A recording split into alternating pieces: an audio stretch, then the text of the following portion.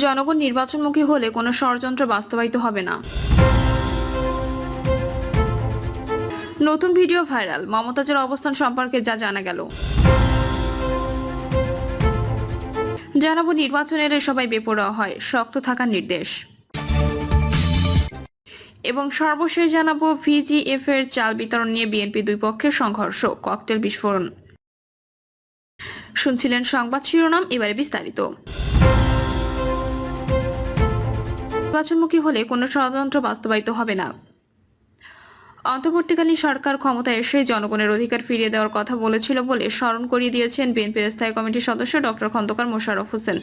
তিনি বলেছেন, আমরা জনগণের অধিকার বলতে ভোটের অধিকারকে বুঝি। তিনি আরো বলেন, আপনারা অতি দ্রুত নির্বাচনের দিন তারিখ ঘোষণা করুন, তাহলে জনগণ নির্বাচনমুখী হয়ে যাবে। জনগণ নির্বাচনমুখী হলে কোনো ষড়যন্ত্র এদেশে বাস্তবায়িত হবে না। জনগণ সেই ষড়যন্ত্রকে প্রতিহত করবে। খন্দকার মোশাররফ বলেন, গত 16 বছর মানুষ ভোটের অধিকার পায়নি, সেটা বর্তমান অন্তর্বর্তীকালীন সরকার ফিরিয়ে দেবে।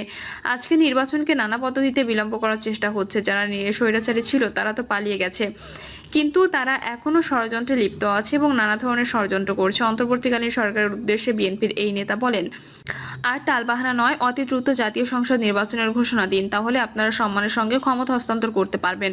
তিনি বলেন, বিগত 16 বছরের শেখ হাসিনা সরকারের বিরুদ্ধে দেশের জনগণ যে আন্দোলন করেছিল সেটা চূড়ান্ত ফসল হচ্ছে 2024 সালের জুলাই আগস্ট। ওই আন্দোলনের পরিপ্রেক্ষিতে স্বৈরাচারী শেখ হাসিনা ও তার সরকার পদত্যাগ করতে বাধ্য হয়েছেন, এই দেশ থেকে তাড়িয়ে দিয়েছে।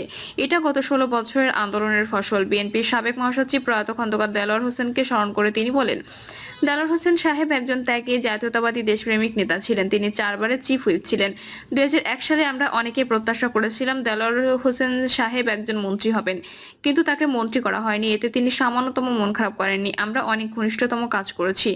আমরা কিন্তু বিষয়টি নিয়ে ওনার কাছে দুঃখ প্রকাশ করেছি। তখন উনি উল্টো আমাদের বুঝিয়েছেন, রাজনীতি করি দলের আদর্শের জন্য, রাজনীতি করি বাংলাদেশের জাতীয়তাবাদী শক্তিকে শক্তিশালী করার জন্য, দেশের স্বাধীনতা ও সার্বভৌমত্ব রক্ষা করার জন্য। রাজনীতি কোনো পদ পদবীর জন্য করি না। এই শিক্ষাটা উনি আমাদের দিয়ে গেছেন। নতুন ভিডিও ভাইরাল, মমতাজের অবস্থান সম্পর্কে যা জানা গেল।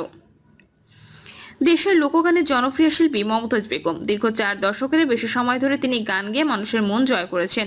তবে তাকে নিয়ে বিতর্ক কম হয়নি। আওয়ামী লীগের সংরক্ষিত নারী আসন থেকে সংসদ সদস্য হয়েছেন।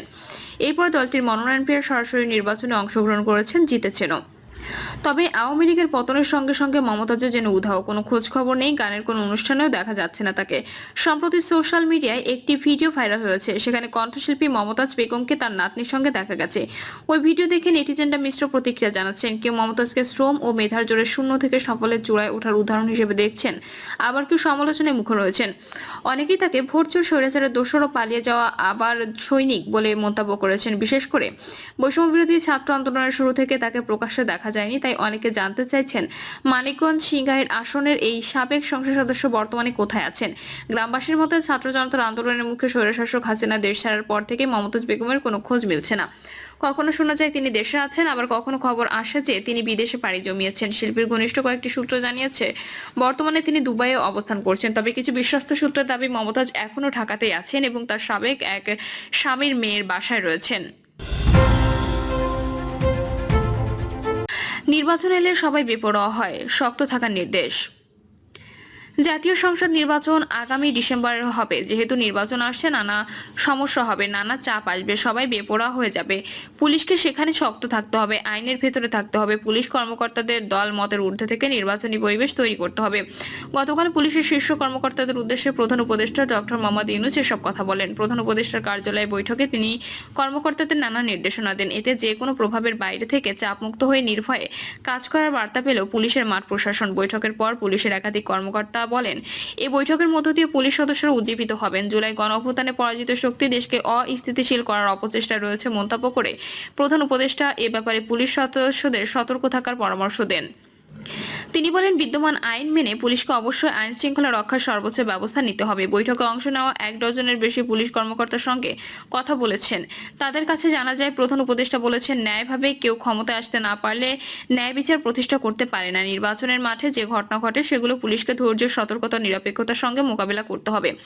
ছাত্রদের দল কিংবা অন্য কোনো রাজনৈতিক দলের প্রতি অনুরাগ বা বিরাগ না দেখিয়ে কাজ করতে পুলিশকে নির্দেশ দিয়ে তিনি বলেন, পুলিশকে মাথা উঁচু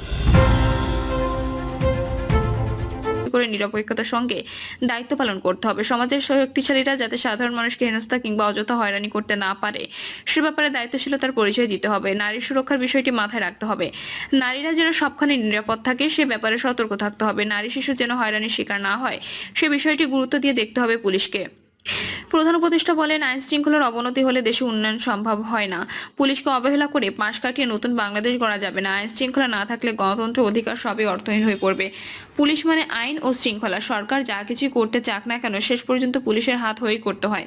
পুলিশের সম্মুখ সারির মানুষ, জনগণের আস্থার জায়গা। পরাজিত শক্তি সব ষড়যন্ত্র প্রতিহত করার মধ্য দিয়ে পুলিশকে সেই আস্থা আইনের মধ্যে থেকে অর্জন করতে হবে। 5ই আগস্ট পরবর্তী বাহিনী পুনর্গঠনের মাঠ পর্যায়ের বিভিন্ন সদস্য দাবির বিষয়ে বৈঠকে তুলে ধরেন পুলিশ কর্মকর্তারা। পুলিশের সংস্কার ও পুলিশ কমিশন গঠনেরও দাবি জানান তারা। একাধিক কর্মকর্তা বলেন, তারা প্রধান উপদেষ্টাকে বলেছেন থানায় আইন শৃঙ্খলা নিয়ন্ত্রণের জন্য যানবাহন জরুরি প্রয়োজন। 5ই আগস্টের আগে পরে পুলিশের বহু যানবাহন পোড়ানো হয়েছে। এছাড়া নানা সমস্যা তুলে ধরে বলা হয় সমস্যাগুলো জরুরি ভিত্তিতে সমাধান প্রয়োজন। পুলিশের উদ্দেশ্যে প্রধান উপদেষ্টা বলেন, দেশ বদলাতে হলে একক নির্দেশে নয়, সবাইকে নিয়ে এক একটি টিম হয়ে কাজ করতে হবে। বাংলাদেশে যত টিম রয়েছে তাদের মধ্যে সবচেয়ে গুরুত্বপূর্ণ টিম পুলিশ। অতীতে পুলিশ খারাপ মানুষের প্রভাবের শিকার হয়েছে। পুলিশের যে বদনাম রয়েছে নতুন বাংলাদেশে আইন প্রতিপালনের মধ্য দিয়ে সেখান থেকে বেরিয়ে আসতে হবে। আইজিপি বৈঠকে বলেছেন, পুলিশ কমিশন ভারতে আছে, পাকিস্তানে আছে, শ্রীলঙ্কায় আছে। আওয়ামী ফ্যাসিস্ট আমলে পুলিশকে যেভাবে ব্যবহার করা হয়েছে সেই জায়গা থেকে বের হওয়ার জন্যই পুলিশ কমিশন দরকার। পুলিশ সংস্কার কমিশনে পুলিশ কমিশন গঠন বিষয়ে প্রস্তাব দেওয়া হয়েছিল, তবে পুলিশ সংস্কার কমিশনের সুপারিশে বিষয়টি পরিষ্কারভাবে আসেনি। এটি বাস্তবায়ন হচ্ছে কিনা সে বিষয়ে পুলিশ কিছুই জানেন, অথচ ভবিষ্যতে স্থিতিশীলতা রক্ষা এর সবচেয়ে জরুরি। আমরা দুনিয়ার মাঠের খেলোয়াড়। পুলিশ কর্মকর্তাদের উদ্দেশ্যে প্রধান উপদেষ্টা বলেন, বাংলাদেশ দুনিয়ার মাঠে খেলার খেলোয়াড়, ছোট মাঠের না, স্বপ্নের সাথের বাংলাদেশ গঠনে সবাইকে দলবদ্ধ খেলোয়াড় হিসেবে খেলতে হবে। টিম ওয়ার্ক জরুরি এবং বাংলাদেশে যত টিম আছে তার মধ্যে পুলিশ সবচেয়ে গুরুত্বপূর্ণ। নতুন বাংলাদেশের পুলিশ বাহিনীর করণীয় প্রসঙ্গে ডক্টর মোহাম্মদ ইউনূস বলেন, অতীত নিয়ে কান্নাকাটি করার দরকার নেই। নতুনের জন্য আমরা প্রস্তুত এবং তা করে দেখাবো। এটা মুখে বলা দরকার নেই, কারণ পুলিশের ইমেজ হলো যে তারা খারাপটাই আগে দেখে, খারাপটা আগে করে। আমরা ভালোটা আগে দেখবো, ভালোটা আগে করব। প্রধান উপদেষ্টা আরো বলেন, বাহিনী সামগ্রিকভাবে একটি কাঠামো। এই কাঠামোর কাছে অনেক শক্তি, যদি আমরা সেই শক্তিকে ঠিক দিতে প্রসারিত করি। এটা একটা টিম ওয়ার্ক। এক উপদেষ্টা হুকুম দিয়ে দিল আর তোমরা করে ফেললে, এরকম না। সবাই মিলে একটা টিমের মতো খেলতে হবে এবং বাংলাদেশে যত টিম আছে সবচেয়ে গুরুত্বপূর্ণ টিমগুলো তোমরা, পুলিশ বাহিনী। তিনি বলেন, যে সরকার নির্বাচিত হয়ে আসবে তারা যেন আইনের সরকার হয়। আইন ভেঙে যে আসবে সেই সরকার কোনোদিন আইন রাখতে পারবে না, কারণ তার ভাঙারই অভ্যাস। কাজে এই সুযোগটা এমনভাবে কাজে লাগাতে হবে ভবিষ্যতে সরকারের জন্য আইন মানা দরকার হয় সেটারও দায়িত্ব তোমাদের হাতে, যেহেতু নির্বাচন তোমাদের হাত দিয়ে হবে। কারো কথা মানার দরকার নেই। আইন যা বলে তুমি আইনের ভেতরে থাকো। আমাদের শুধু ভয় হলো আবার যেন